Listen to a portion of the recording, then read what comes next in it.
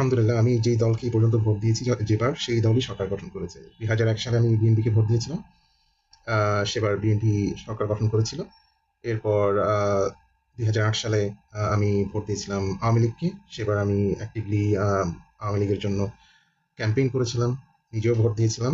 আসলে সত্যি কথা বলতে আমার ঘরে মানে আমার জানাশোনার মধ্যে বা আমি যাদের সাথে পড়ালেখা করেছি বা আমার ক্লোজ যারা একদম ফ্যামিলি মেম্বার্স তাদের মধ্যে আম জামায়াত ইসলামের কেউ নাই আসলে। আমি পার্সোনালি আমার কিছু সুযোগ সুবিধা এটা যদি আমি চিন্তা করি, তাহলে আওয়ামী লীগ হলো নাম্বার 1 চয়েস আমার জন্য। আর সেকেন্ড হচ্ছে বিএনপি। কারণ এরা আমার ঘরের মধ্যে আছে, মানে আমার আত্মীয়-স্বজনের মধ্যেই এসব আছে আরকি। ঘরের মধ্যে খুব ক্লোজ রিলেটিভস এর মধ্যে আছে। কিন্তু জামায়াত ইসলামী কেউ নেই আমার ফ্যামিলিতে। Naturally I should be drawn towards more Awami League and BNP um ওদের দিকে।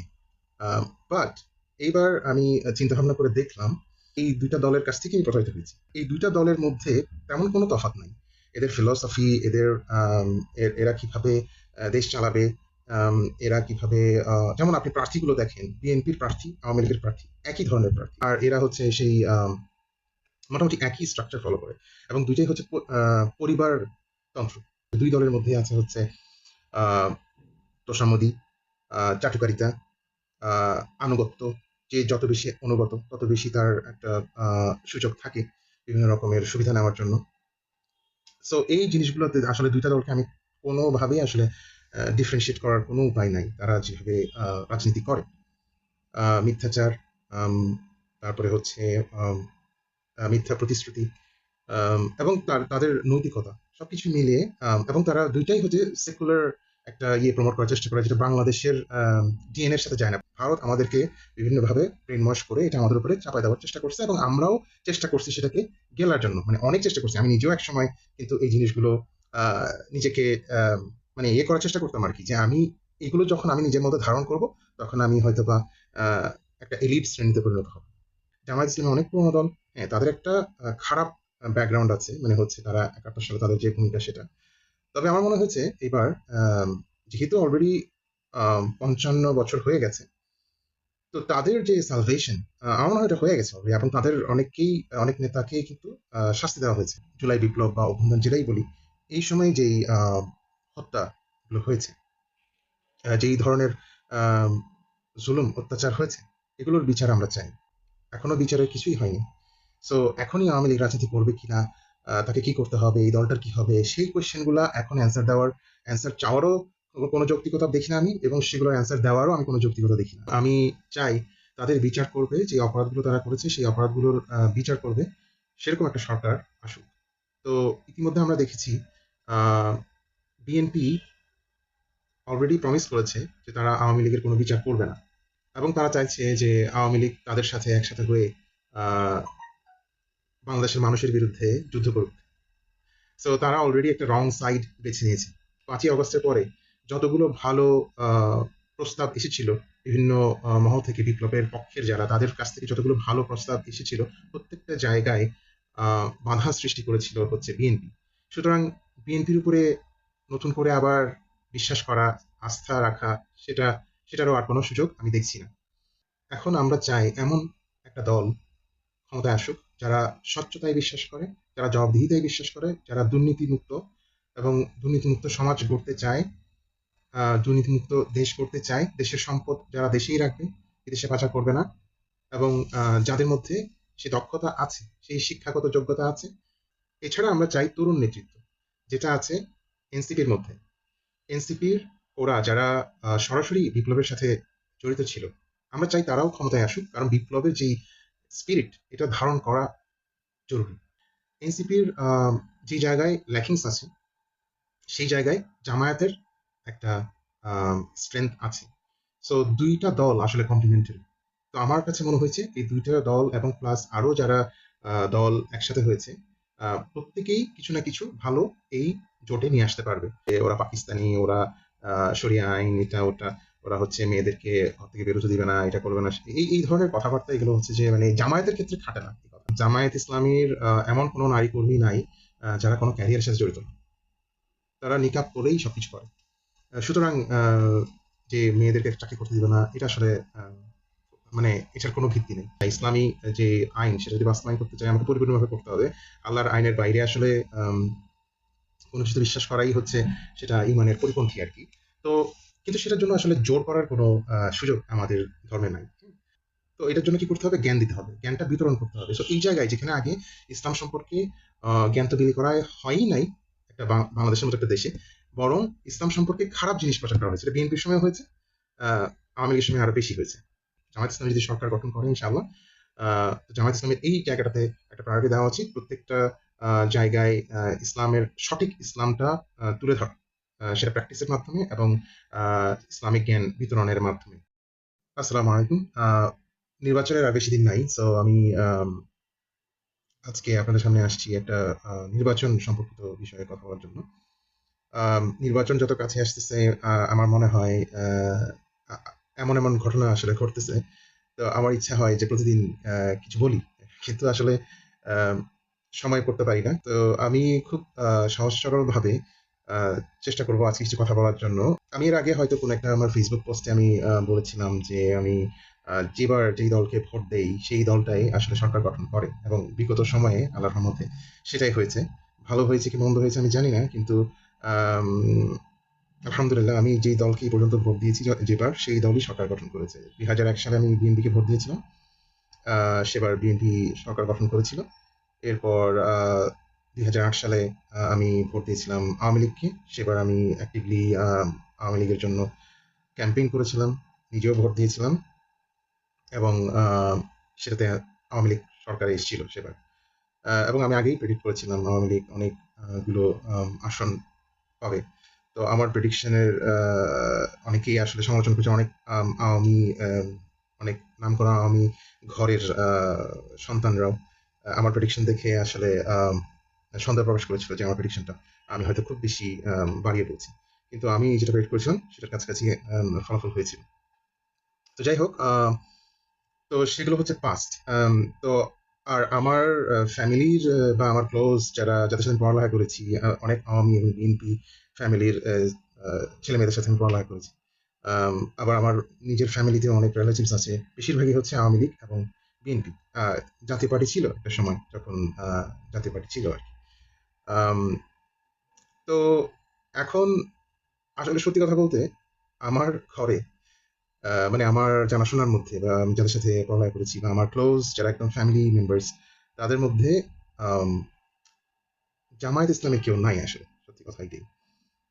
মানে পার্সোনাল বেনিফিট বা আমি পার্সোনালি আমার কিছু সুযোগ সুবিধা এটা যদি আমি চিন্তা করি তাহলে আওয়ামী লীগ হলো নাম্বার ওয়ান চয়েস আমার জন্য। আর সেকেন্ড হচ্ছে বিএনপি, কারণ এরা আমার ঘরের মধ্যে আছে, মানে আমার আত্মীয় স্বজনের মধ্যেই এসব আছে আর কি।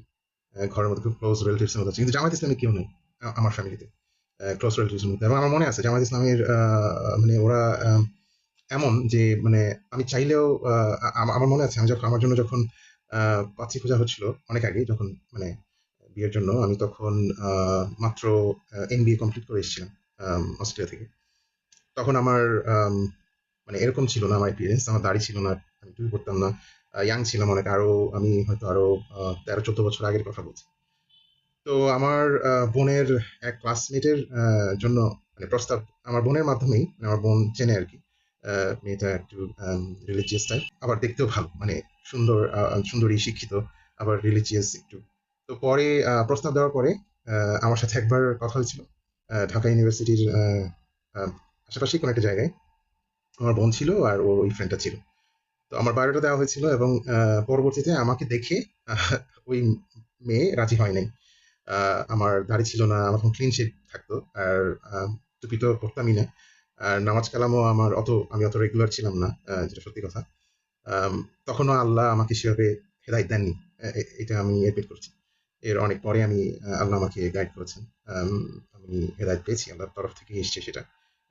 হয়তো একটু কঠিনভাবে এসছে আমার জীবনে, বাট আলহামদুলিল্লাহ এটার জন্য আল্লাহর কাছে অনেক অনেক শুক্রিয়া।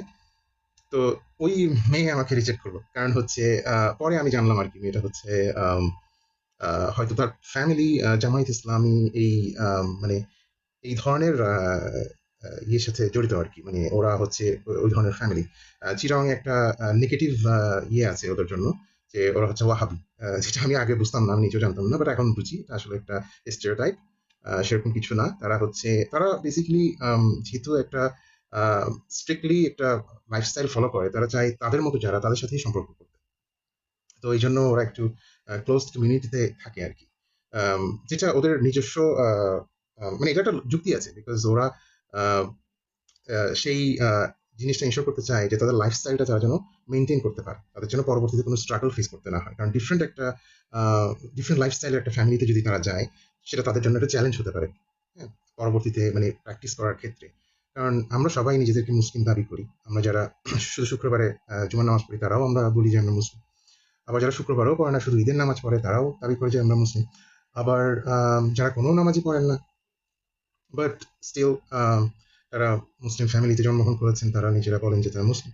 সো আসলে কার অবস্থা কিরকম আল্লাহর কাছে সেটা আল্লাহ জাজ করবেন, সেটা জাজ করার আসলে আমার কোনো ইয়ে নাই, মানে আমাকে আল্লাহ সেই জিনিসটা দেন নাই। তবে হ্যাঁ, বাহ্যিকভাবে কিছু জিনিস আমরা দেখি, এটা রাসূল সাল্লাল্লাহু আলাইহি ওয়াসাল্লামের সময় আমরা দেখতাম, মানে ওনারা বাহ্যিক জিনিসগুলোও দেখতেন। কারণ রাসূলুল্লাহ সাল্লাল্লাহু আলাইহি ওয়াসাল্লাম বলেছেন, তোমরা যখন দেখবে কারো চরিত্র ঠিক আছে, পুরুষদের ক্ষেত্রে যার চরিত্র ঠিক আছে এবং যার দিন ঠিক আছে, তোমরা তার কাছে মেয়েকে বিয়ে দাও। তো এটা দেখার, এটা জাজ করার, আমাদের দৃষ্টিতে যতটুকু দেখা যায়, যতটুকু জাজ করা যায়, সেটারও কিন্তু একটা সুযোগ আছে। তবে হ্যাঁ, কে জান্নাতে যাবে কে জাহান্নাম যাবে সেটা আমরা বলতে পারবো না। কিন্তু বাহ্যিকভাবে অনেক হাদিস আছে, অনেক ইভেন কোরআনে আয়াত আছে, বৈশিষ্ট্যগুলো বলা আছে যে ইমানদারের বৈশিষ্ট্য কি, দিনদারের বৈশিষ্ট্য কি। হ্যাঁ, তো ওর উপর ভিত্তি করে আমরা একটা লাইফস্টাইল, মানে সেই লাইফস্টাইলটা আমরা আহ, মুসলিম হিসেবে মেনটেন করার চেষ্টা করবো, এটাই স্বাভাবিক। তো আমাকে ওই সময় জামাত ফ্যামিলির যারা, তারা আমাকে রিজেক্ট করা, এছাড়া আরো একটা এরকম ফ্যামিলি, যেটা আমি পরে জানতে পারছি, ওরাও সেরকম জামাত ফ্যামিলির। তো আমি আসলে যেরকম রিলিজিয়াস আমি নিজে পছন্দ করি বা নিজে চলার চেষ্টা করি, সেরকম একমাত্র পাওয়া যাবে হচ্ছে ওই জামায়াত ইসলামের ফ্যামিলি গুলাতেই। এছাড়া অন্য ফ্যামিলিতে পাওয়া যায়, কিন্তু তারা দেখা যাচ্ছে আমাদের মতো ফ্যামিলিতে আবার মেয়ে বিয়ে দিতে চায় না। হ্যাঁ, এটার অনেকগুলো আমি তো বললাম, এই যুক্তি আছে, তাদের দিক থেকেও যুক্তি আছে। যাই হোক, আমি আমি যেটা বুঝতে চাচ্ছি সেটা হচ্ছে যে naturally I should be drawn towards more Awami League and BNP, ওদের দিকে। বাট এইবার আমি চিন্তা ভাবনা করে দেখলাম যে আহ, আমি আসলে আমি যেহেতু প্রতারিত হয়েছি, এই দুইটা দলের কাছ থেকেই প্রতারিত হয়েছি। আমি একবার বিএনপি চুজ করে সেই বিএনপির কাছ থেকে প্রতারিত হয়েছি, দুর্নীতি, লুটপাট, চাঁদাবাজি, কমিশন, এই সেই যা মানে সবকিছু হয়েছে বিএনপির সময় হয়েছে। সেটা হয়তো অনেক আগের ঘটনা, অনেকে হয়তো জানেন না, বা আমরা যারা দেখেছি আমরা জানি অনেক কিছু হয়েছে। So, যেটা আমি এখন বলতে যাবো না, ভিডিওটা অনেক লম্বা হয়ে যাবে। আবার আওয়ামী লীগের সময় একটু রিসেন্ট, তো এটা আমরা যা দেখেছি, সবাই দেখেছি একসাথে, এখন আমরা যারা আছি আর কি, মোটামুটি যারা এখন তরুণ তারাও দেখেছে, আমরা যারা বয়স হয়েছে আমরাও দেখেছি। আমরা কম্পেয়ারও করতে পারি বিএনপি এবং আওয়ামী লীগ দুইটা। তো দুইটা দেখে আমরা যেটা দেখলাম যে এটা হচ্ছে যে কন্টিনিউয়েশন, এক্সটেনশন, মানে এই প্র্যাকটিস গুলো আওয়ামী লীগ শুরু করে নাই। হয়তো কিছু কিছু নতুন ইনোভেশন এনেছে ওরা, বাট এটা হচ্ছে যেমন লাইক ওই বিএনপি যা করেছে সেটারই কন্টিনিউয়েশন, বা তার আগে যা হয়েছে সেগুলোর কন্টিনিউয়েশন। সো তো আমি সেখান থেকে একটা জিনিস উপলব্ধি করলাম যে এই দুইটা দলের মধ্যে তেমন কোনো তফাৎ নাই।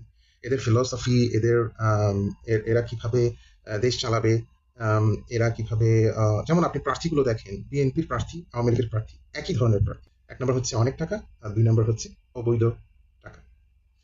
সো কালো টাকা, যেটা আমরা আগে বলতাম আর কি। আর এরা হচ্ছে সেই মোটামুটি একই স্ট্রাকচার ফলো করে, এবং দুইটাই হচ্ছে পরিবারতন্ত্র। আহ, পরিবারের যে লিনিয়েজ সেটাই ওরা মেনটেন করতেছে, মানে আহ, শেখ মুজিব, তার পরিবার, জিয়াউর রহমান এবং তার পরিবার, তাদের দলের মধ্যেও কিন্তু তারা গণতন্ত্র প্র্যাকটিস করে না। তাদের দলের মধ্যে আছে হচ্ছে, দুই দলের মধ্যে আছে হচ্ছে আহ, তোষামোদী, চাটুকারিতা, আনুগত্য। যে যত বেশি অনুগত তত বেশি তার একটা সুযোগ থাকে বিভিন্ন রকমের সুবিধা নেওয়ার জন্য। সো এই জিনিসগুলোতে আসলে দুইটা দলকে আমি কোনোভাবেই আসলে ডিফারেন্সিয়েট করার কোনো উপায় নাই, তারা যেভাবে রাজনীতি করে। মিথ্যাচার, আম, তারপরে হচ্ছে আম, মিথ্যা প্রতিশ্রুতি, এবং তাদের নৈতিকতা সবকিছু মিলিয়ে, এবং তারা দুইটাই হচ্ছে সেকুলার একটা ইয়ে প্রমোট করার চেষ্টা করে, যেটা বাংলাদেশের ডিএনএ এর সাথে যায় না। বাংলাদেশের যদি আমি যদি চিন্তা করি, বাংলাদেশের ডিএনএ এর সাথে এটা যায় না।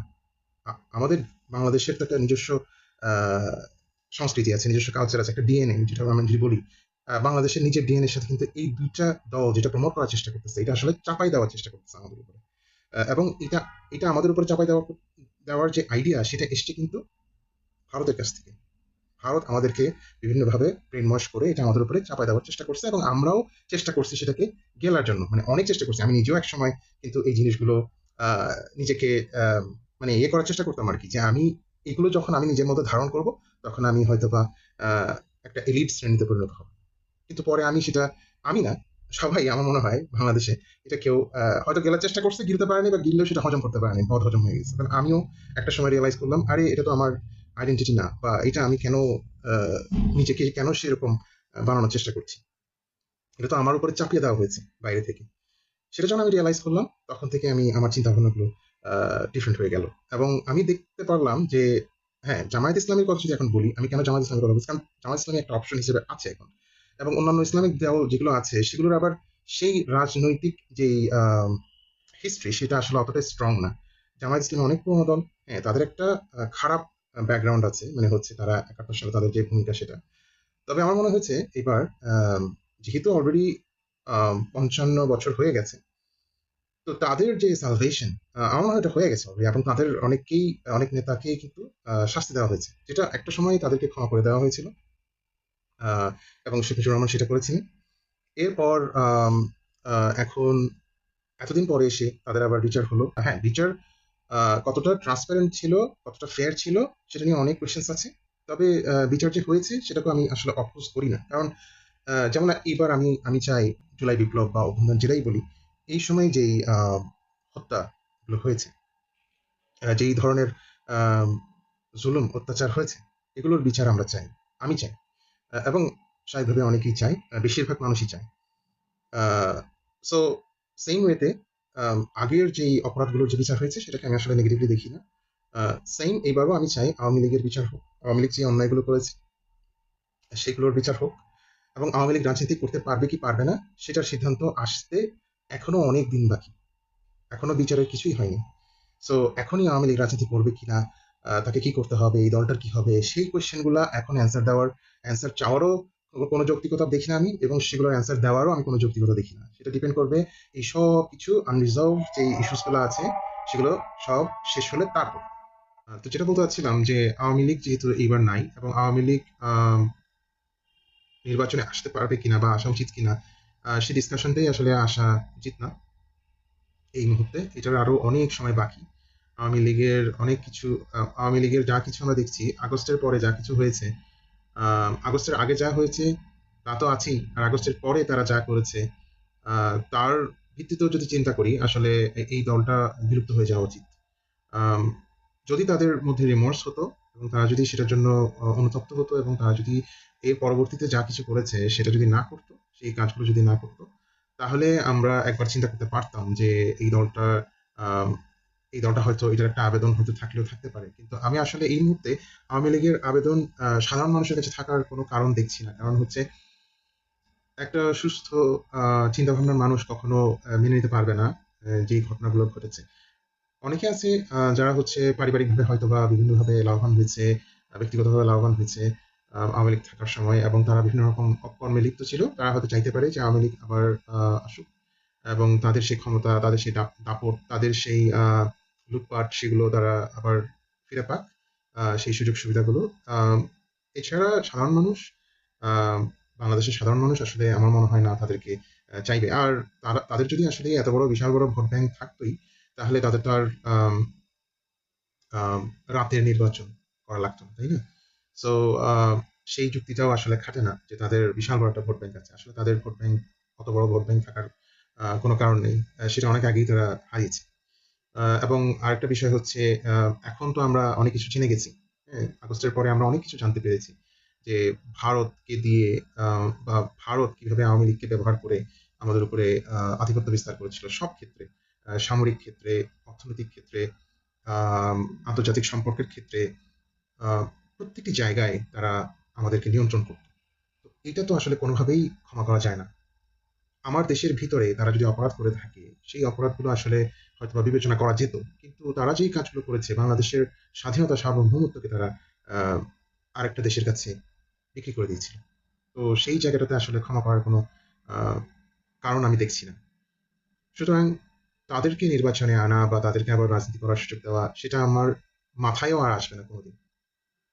এবং আমি চাই তাদের বিচার করবে, যে অপরাধগুলো তারা করেছে সেই অপরাধগুলোর বিচার করবে, সেরকম একটা সরকার আসুক। তো ইতিমধ্যে আমরা দেখেছি বিএনপি অলরেডি প্রমিস করেছে যে তারা আওয়ামী লীগের কোনো বিচার করবে না। তারা অলরেডি সেটা বিভিন্ন জায়গায় তাদের বক্তব্যে তারা স্পষ্ট করে বলে দিয়েছে।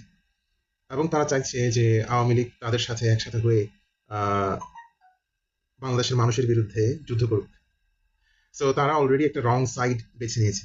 সো বিএনপিকেও সমর্থন দেওয়ার আর কোনো কারণ নাই।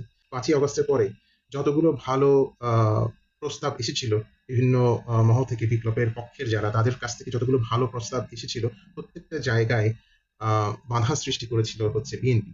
সুতরাং বিএনপির উপরে নতুন করে আবার বিশ্বাস করা, আস্থা রাখা, সেটা সেটারও আর কোনো সুযোগ আমি দেখছি না। তো সুতরাং আগের প্রতারণা প্লাস বর্তমানে তাদের আবার পুনরায় বিশ্বাসঘাতকতা, ইভেন তারেক রহমান ফিরে আসার পরেও যেটা দেখতে পাচ্ছি সেটা তাদের আগের যে রাজনীতি সেটার থেকে ডিফারেন্ট কিছু না।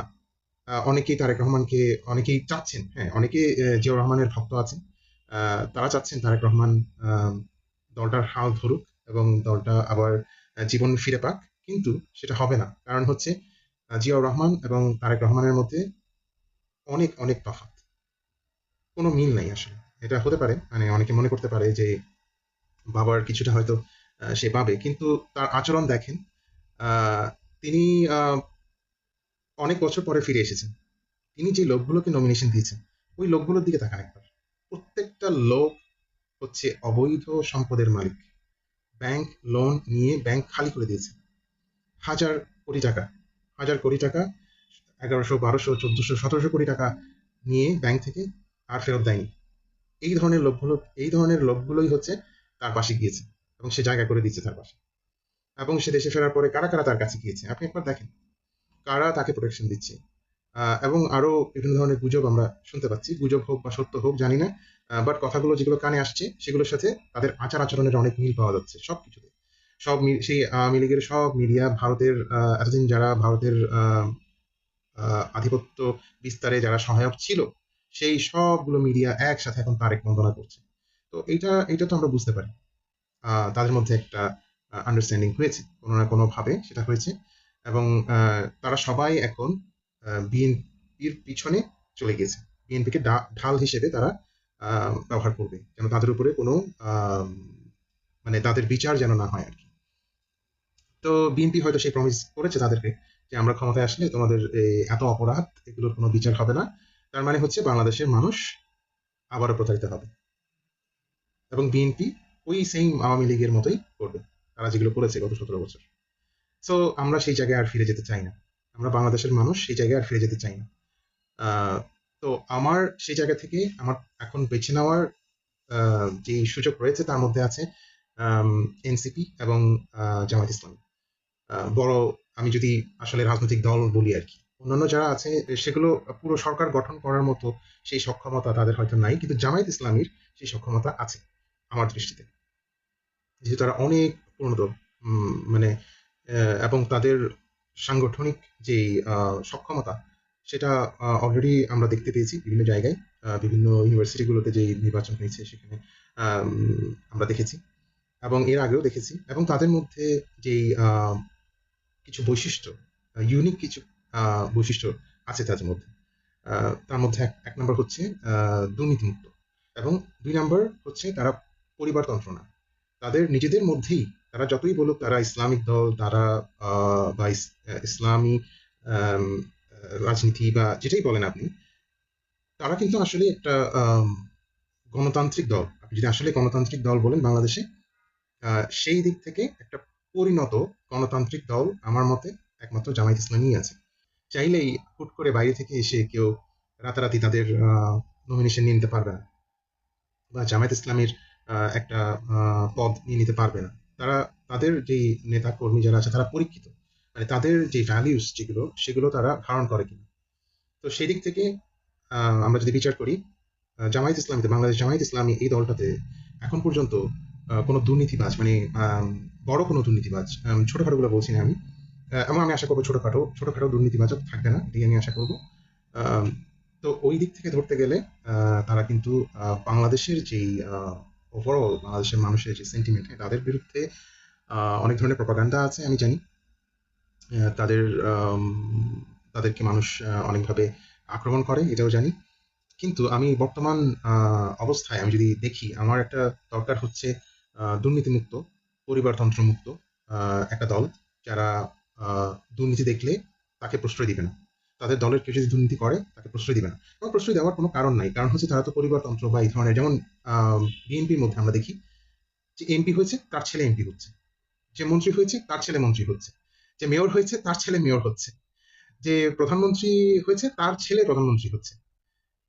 এই যে মানে এই যে একটা বিদঘুটে একটা জিনিস আম, তারা করে আসছে অনেক দিন ধরে, এবং বাংলাদেশের মানুষ কিন্তু এটা আর চায় না। এখন আমরা চাই এমন একটা দল ক্ষমতায় আসুক, যারা স্বচ্ছতায় বিশ্বাস করে, যারা জবাবদিহিতায় বিশ্বাস করে, যারা দুর্নীতিমুক্ত এবং দুর্নীতিমুক্ত সমাজ গড়তে চায়, দুর্নীতিমুক্ত দেশ করতে চায়, দেশের সম্পদ যারা দেশেই রাখবে, বিদেশে পাচার করবে না, এবং যাদের মধ্যে সে দক্ষতা আছে, সেই শিক্ষাগত যোগ্যতা আছে, সেরকম একটা দল যদি আমরা চাই, তাহলে জামায়াত ইসলামের মধ্যে সেই গুণগুলো আছে।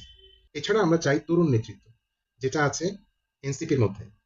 এনসিপির ওরা যারা সরাসরি বিপ্লবের সাথে জড়িত ছিল, আমরা চাই তারাও ক্ষমতায় আসুক, কারণ বিপ্লবের যেই স্পিরিট, এটা ধারণ করা জরুরি।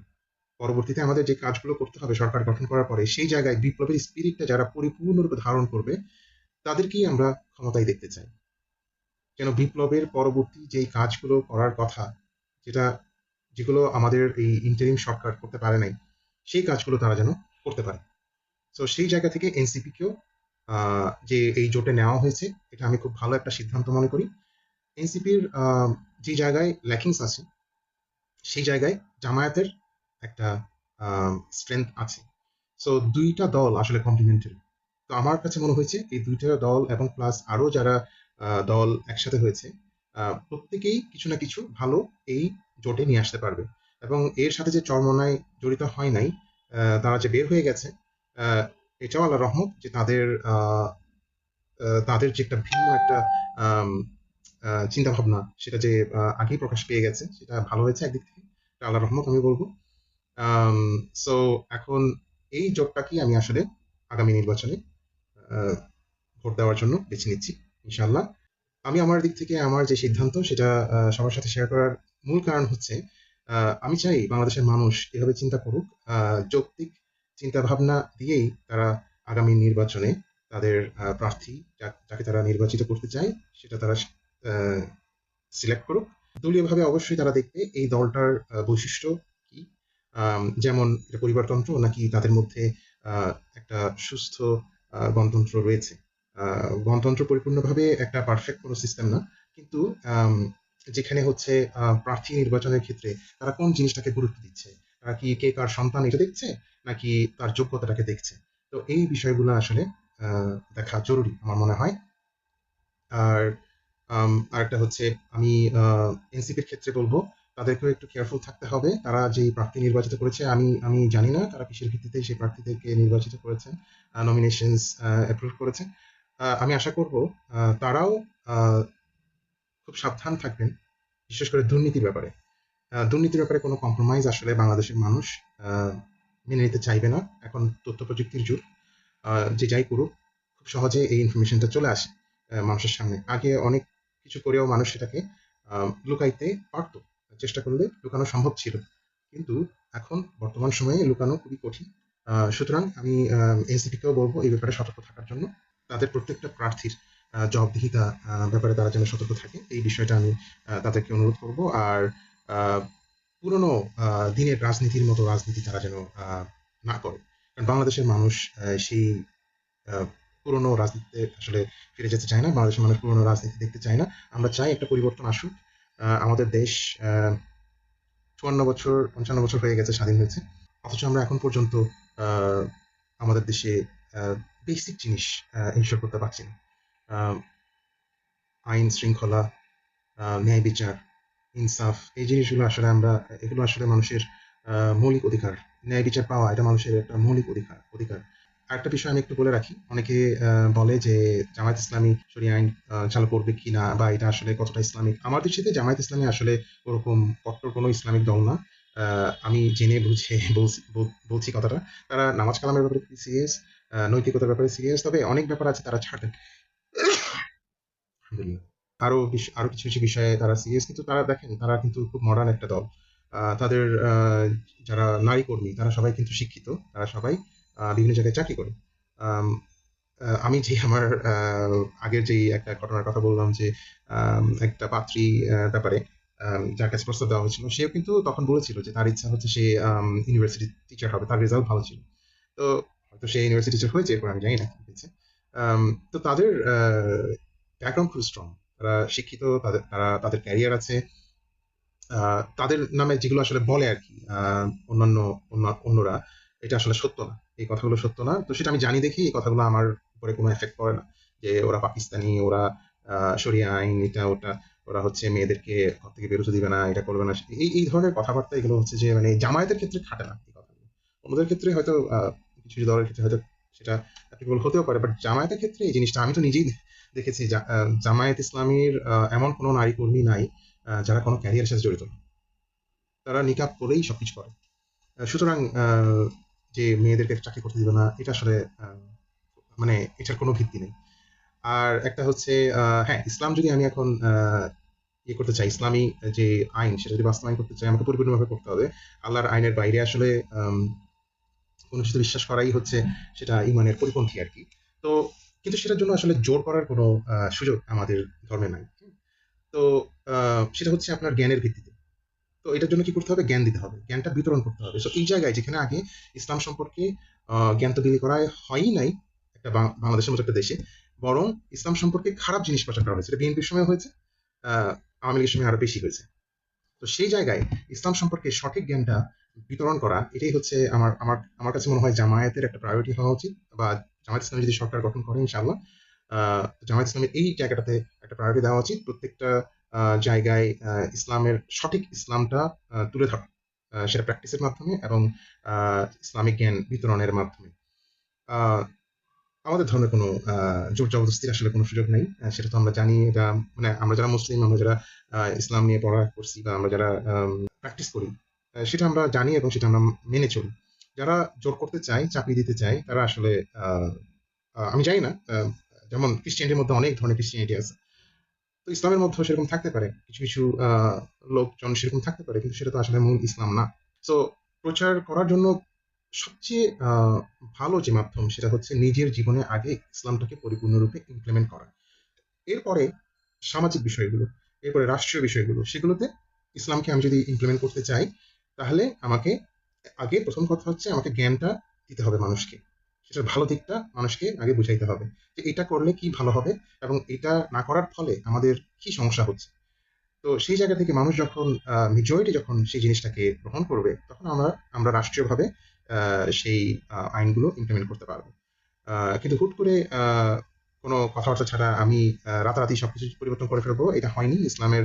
আগে মানে আগে আমরা রাসূল সাল্লাল্লাহু আলাইহি ওয়াসাল্লামের সময় যেটা দেখেছি তখনও হয়নি এটা, সেটা এখনো হবে না।